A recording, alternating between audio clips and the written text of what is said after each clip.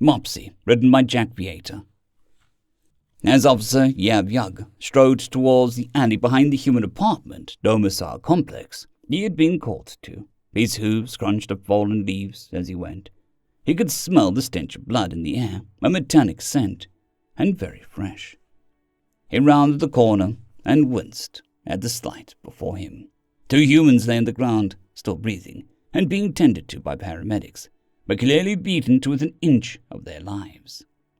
Another human sat against the side of the building, one hand bearing a distinctive red mark on the palm from how tightly they had been clutching a nearby discarded metal pipe coated in the crimson and precious internal fluids. The other holding a shivering, nearly emaciated canine, barely a month or 2 old if his limited knowledge of canid biology was anything to go by. Jackviator approached one of the paramedics, an ungulate like himself, and had recognized from previous incidents in the area. "So, Kitsune, how bad is it?"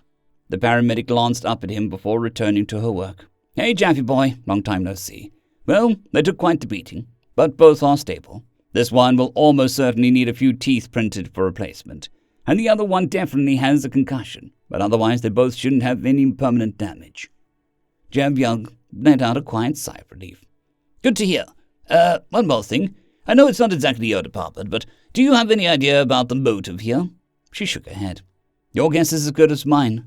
Though I didn't notice a security camera pointed at the area we suspect the incident took place in over there." She pointed up to the apartment complex. Sure enough, a security camera was affixed to the building, pointed towards the general vicinity of where the 3rd human sat. "Other than that, I got nothing, and these 2 probably aren't capable of talking too much at the moment." "It was that freaking dog, man." Jackviator glanced down at the man the paramedic was treating, who was gazing up at them with bleary, unfocused eyes, before slipping back into unconsciousness. Kitsune blinked a few times in surprise. "Huh. Consider my words eaten. He hasn't said a word up until now, just the occasional groan of pain." "Well, I'll need their statement once they're well enough to hold a conversation, but that can wait. I'll leave you to it. Copy that. I'll send over the medical reports later." Jackviator nodded before turning to walk over to the suspect.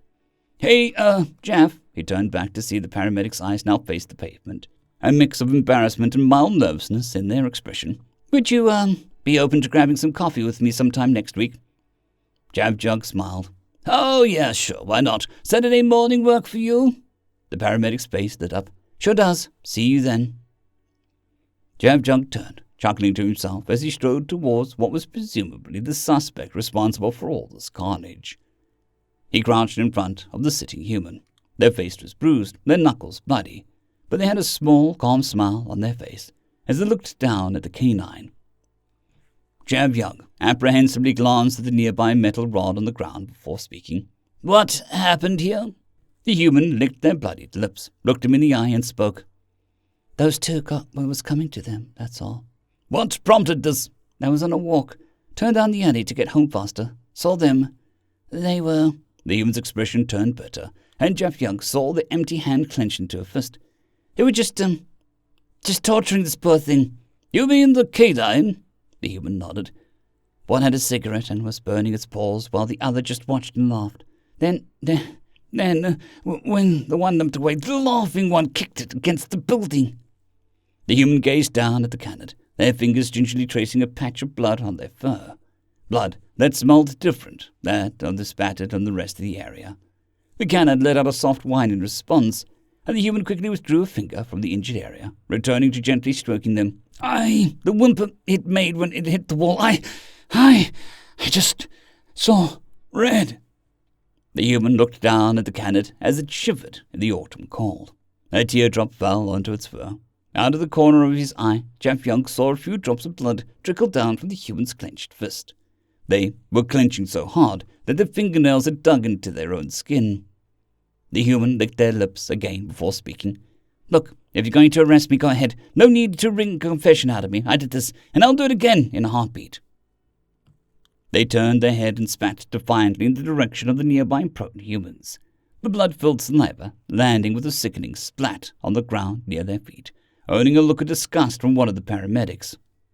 The human turned back to him, grim acceptance in their eyes. "Just Whatever happens to me, make sure the pup goes to a good home. All right? The officer was silent for a few moments, his expression pensive. I think, given the circumstances, I could, hypothetically, argue that this was a case of citizen's arrest, defending against animal cruelty, so long as the security cam footage matches your claims, of course. The human's grim expression was replaced by a small, hopeful smile. Jackviator reached down and gently brushed a clawed hand against the cannon's fur, tutting as he felt the ribs jutting so prominently against its skin. As for the canid, we'll give them adequate food, drink, medical care, and shelter to return to health while the legal process is ongoing for this matter. Oh, that reminds me. He tapped a few buttons on his wrist-mounted computer, activating the biological scanner. He waved it a few times in front of the canine and read the results. No chip, no match in the missing canine database. Probably a feral pup. He turned back to the human. If this all turns out for the best, you could probably end up adopting them, if you so desire. As he spoke, the human's smile widened. I think I would like that. They looked down at the canid, who gazed up at them with an innocent curiosity. You know, they kind of look like a Mopsy, don't you think? Would that be a good name for you, bud? It licked their bloodied hand in response, its bony tail giving a little wag. Yeah, Mopsy. Has a nice ring to it. Jackviator, private log, October 2841. The footage matched their claims, open and shut case of animal abuse. Scum. Beyond the sentencing of the two perpetrators, who are thankfully now behind bars, the judge that ended up giving the civilian doing the citizen's arrest 30 hours of community service for the use of excess force. Honestly, no complaints here. They easily could have killed the perpetrators, and it took a lot to convince the judge to give the civilian that low of a sentence in the first place. However, I was able to call in a few favors. Let's just say that their community service will entail volunteering a certain subsection of a local animal shelter providing care to canines, which may or may not include a certain canine who is now being adequately fed and well into recovery from certain recent injuries, and leave it at that. From what I heard, the civilian then ended up signing on to volunteer for an additional 40 hours after the first day. I guess I and their lawyer needn't have bothered to fight so hard to get the hours of their sentence reduced. This case serves as yet another example as why humans continue to fascinate me. They are incredibly divisive species, capable of unimaginable cruelty, alongside the warmest of kindness and compassion, entirely dependent on the individual in question. Perhaps I'll discuss this with Kitty later, which reminds me, I have a coffee date to prep for. End of story. Story number 2. In Memoriam, written by GIJoeVibin. Deep in the bowels of the British Provisional Government, there is a subcommittee, part of one of the dozens of committees tasked with organizing life after the invasion. This specific committee's job relates to the remembrance of the war, and is to handle memorials, cemeteries, and so on. This subcommittee has a more precise task, however. It is ordered to deliver only one thing: a report detailing and defining a memorial for the human Haitian War. It takes testimony from the finest architects, often while they are in the process of making designs for new houses or military bases. Veterans are consulted, family members of the dead are surveyed, all in service by building a single monument to humanity's victory against the Haitians. There will be memorials other than this one, of course, but the design of the subcommittee's report is intended to be the equivalent of Deathworld, or the Motherland Calls. This will be the site their children look at pictures of, that soldiers visit during their training, that families pilgrimage to even a century down the line, in order to remember the war did. The design is simple, arranged in multiple concentric circles dug into the ground. The lowest, smallest circle in the center is for the first 100 human dead of the war. The next larger circle is for the next 1,000 human dead, then 10,000, and so on. Names will be cast in gold upon black granite, with the higher circles requiring an upper walkway to see every single name. Architects consulted for the project had stressed the importance of not being seen to emphasize one name over any other, so every single name will be the same size, same font, and in easily accessible view.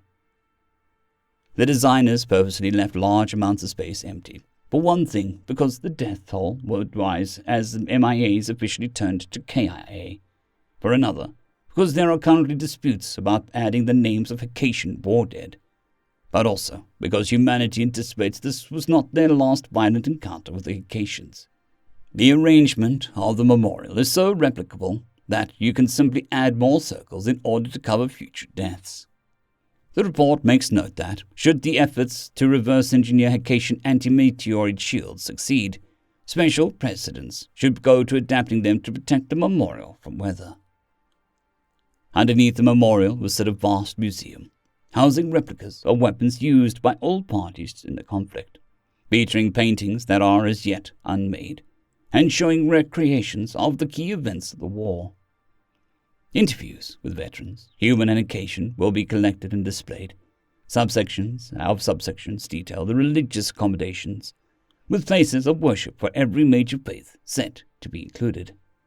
3 whole pages of the report are devoted to disabled accessibility, ensuring that not one person will ever be unable to visit every single centimeter of the museum. Notably, the plans explicitly repudiate the idea of a museum gift shop, with plans for payment of maintenance costs and staff wages being detailed further in the report.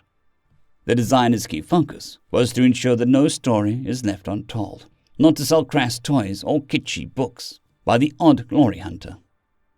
What makes this report particularly interesting, however, is when it is expected to be put into action, and why. The report notes that it will take a long, completely undefinable time before construction ever begins. Casual observers might think this is because post-war Britain currently has larger priorities, but surprisingly, this is not the reason. No. By order of General Jones himself, in a decision backed unanimously by the Provisional Council, the report is heavily classified. Until such time as the human-Haitian relations are no longer hostile, whenever that may be, and however that is accomplished, it is presumed by a human victory and official peace treaty. Why is it classified? Because of where the design is set to be placed. It will not be built on Earth, like any memorial in history has been. It will not even be placed anywhere in the solar system. The designers were adamant that only one place is suitable location for construction of this memorial: the Haitian homeworld. End of story. I'd greatly like to thank our Tier 5 channel members, Casper Arnholt, John Creighton, Manatharia, 050, Dragzoon WRE, and Elijah Silvercross. Thank you very much.